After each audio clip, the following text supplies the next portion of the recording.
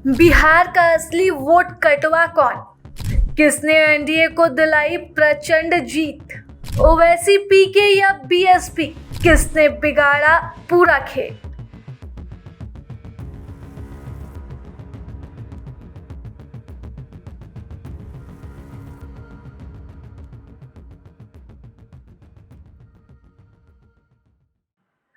बिहार विधानसभा चुनाव 2025 का नतीजा भले ही 2010 की तरह दिखा हो, लेकिन इसकी राजनीतिक पटकथा बिल्कुल अलग रही।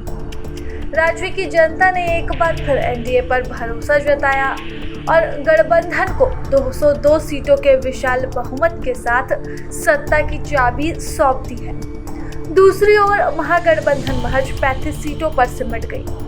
एक ऐसा परिणाम जिसकी उम्मीद न तो एनडीए को थी और न ही विपक्ष को।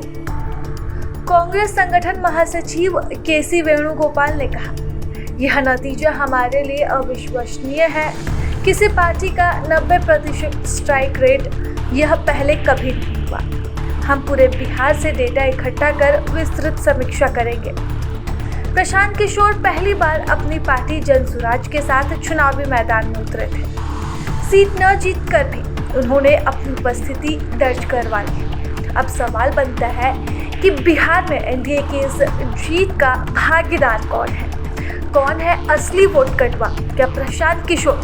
बात करें अगर आंकड़ों पर तो 3.4% वोट शेयर के साथ जनसुराज ने बिहार की राजनीति में एक नए प्लेयर की शुरुआत कर दी है।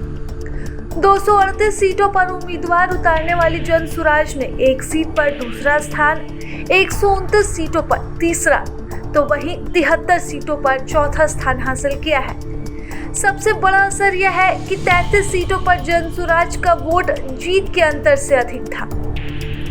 इसमें एनडीए ने 18 और एमजीबी ने 13 सीटें जीती, यानी कि पीके के मैदान में उतरते ही दोनों तरफ का गणित गड़बड़ा गया है।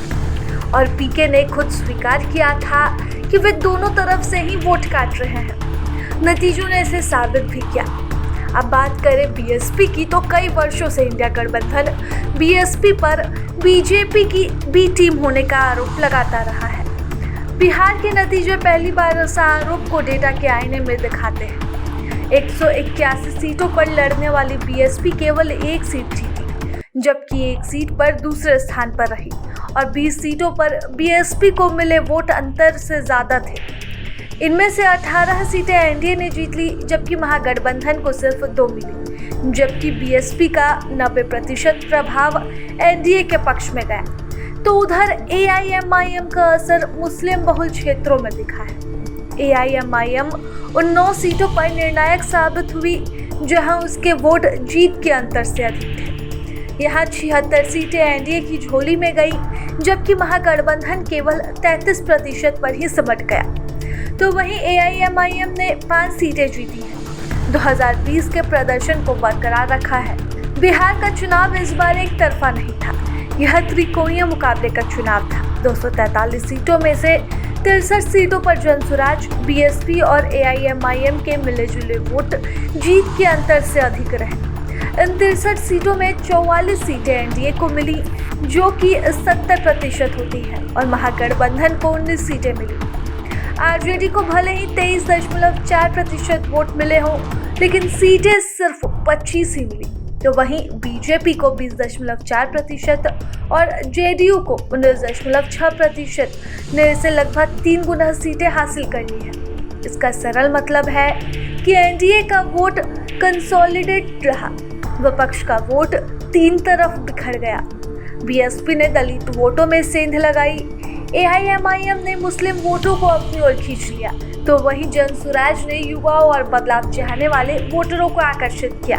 और इसी बिखराव ने एनडीए को करीबी सीटों पर बड़ी जीत दिला दी।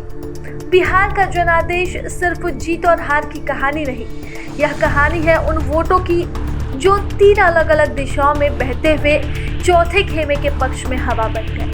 2025 का चुनाव साफ कहता है, बिहार में असली वोट कटवा कोई एक नहीं बल्कि 3 थे। जनसुराज, बीएसपी और एआईएमआईएम, इन तीनों ने ही मिलकर बिहार की चुनावी तस्वीर को पूरी तरह बदल दिया है। प्रभातखबर.com, विश्वास वही, रफ्तार नहीं।